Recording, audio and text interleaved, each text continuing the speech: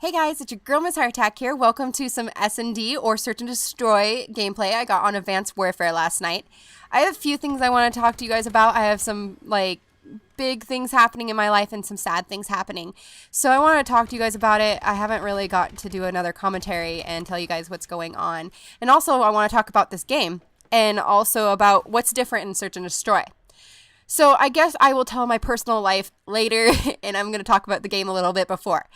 So automatically I went 14-4 in this whole gameplay and it was about 15 minutes long. So I had to cut it up. And the reason why is now S&D or SNR, I believe, can go all the way up to 11 rounds and you have to win 6 rounds to win the entire game. So instead of having a 4-round S&D game, you're going to have long games and they can go between, 15 minutes or even 20. So, that's something that's new. It's more like MLG style when it comes to that. You have to plant the bomb and then you have to defend. And then you have to plant the bomb and then you have to defend. And it goes back and forth. And whoever wins, But, so far it's okay, but I believe that the games are too long. I feel like 20 minutes in a game playing S&D is just ridiculously too long. I'd rather play about 10 minutes or less. So the next thing that's going on that's different is there is no forced game chat in Search and Rescue or Search and Destroy. So this is a win and a lose situation for me and for other people too. What's good about this is you guys can get into a party with your friends and you be it like four, 5, 6 people in your party. And you can communicate with them and you can win the game fairly easy because you guys are in a party. So when someone dies, you can just tell them where you died and where to go and warn them in the party chat. So that's great teamwork. But at the same time with Search and Rescue, I feel like yes, there should be teamwork with the people that are alive in Search and Rescue and Search and Destroy. But once you're dead, you should kind of be eliminated from the situation. And you shouldn't be able to talk to your teammates anymore because you weren't good enough to stay alive. But at the same time, that's how MLG is. Once someone is killed, they can still communicate with their team. So I completely understand why party chat is a great idea. When it comes to my side of this, just thinking purely as the way I play and as a YouTuber, I want people in game chat. That's just my personal preference, though. I want to be able to talk with people, mess with people, have some funny times, awkward situations, some reactions from them raging. It's going to be a little bit harder unless they patch it. So hopefully they do, just because I would like them to, but I can see why you guys would enjoy the party chat. And I would also do that if I didn't want to make funny videos for you guys. But I actually enjoy meeting random people, awkward situations, and just messing around online. I feel like I'll be able to get people out of party chat though because I'm pretty decent at this game so far. I've been staying positive and I'm getting good gameplays.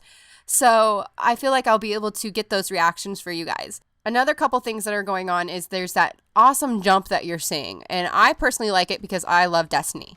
But at the same time, there's a con to that because it is like Destiny. It's not like Call of Duty. You are jumping through the air like you're playing Halo and Destiny and Titanfall. This is Call of Duty, guys. Should this jump be in Call of Duty? I don't know. That's up to you guys to think of. But personally, I love it. But at the same time, I feel like, maybe it shouldn't be in this game. But I'm so used to playing Destiny that I'm dealing with it just fine. But I can tell that there's 2 maps basically on one map. There's the map that everybody's on top of jumping, and there's the map that's in the buildings or on ground level. So you're going to have to be very heightened level of where everybody is, what's going on, and you're going to have to be paranoid when you're playing because, shots can be fired from anywhere on this map. Anywhere. You don't have just ground level anymore. And right there, you guys see that there is invisible people too. So now you can be shot from someone that you cannot see.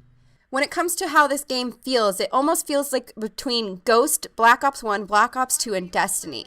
So it doesn't feel like a good nostalgic COD 4 or Modern Warfare 2 Call of Duty.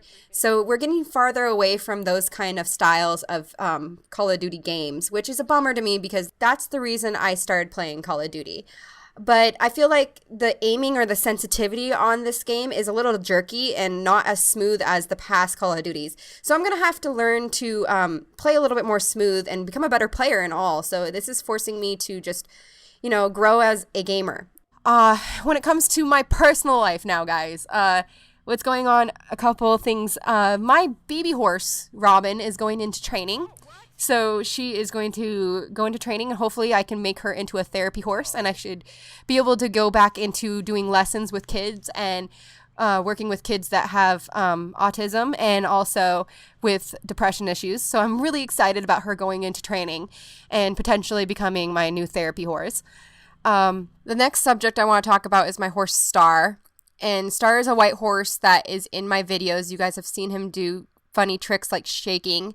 I've had him for about 15 years or more. And Star got injured about 10 years ago. He pulled 2 back ligaments and he can't support anything but his weight and barely. So I've been keeping him alive by giving him pain medication, and the vet said that he would be happy up until he can't support his weight anymore. And Star hasn't been doing very well this week. So I called the vet out, and she says that he's laying down too much and it's going to make him sick. And he's depressed. So he's breaking down. His body can't handle it anymore. And she told me that I need to seriously contemplate putting him down because it's not fair for him to be in pain and be alive. And I suggested doing more pain medications, which I have been doing this week to keep him a little bit more comfortable. But she said that this is my last week with him, and she will be coming back later this week. So I'm losing him, which is mind-blowing to me because I've had him for so long, and he's like a family member to me. So I don't want to get too deep in it because I'll start crying, and I don't think that's okay for me to get all emotional on the commentary. So just wanted to give you guys a heads up that that's something going on in my life, and I'm gonna suck up these tears. Okay, and the next thing I want to talk about is Anthony and I have been saving up and trying to get ready because we are actually getting to the point where we can get married. And not a lot of you guys know this, but Anthony is Canadian and I am American. Yet we do live a couple hours apart, so we see each other very often, but we can't just buy a house, get married, and be together because by law we can't live with each other more than a couple months.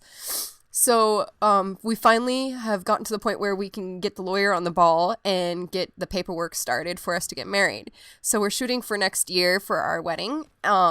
The paperwork typically takes about a year to 2 to get done, but we're thinking it's going to be on the latter end of a year. And another fun thing that we're going to do for you guys is we're going to invite a few of our YouTuber friends, and I was wondering if you guys would want us to make a video or a highlight reel of the wedding, and it would be a very fun time. I'm really sorry I got emotional during this commentary. I just wanted to tell you guys what was going on, and thank you for all the support on my videos, and I heart you guys.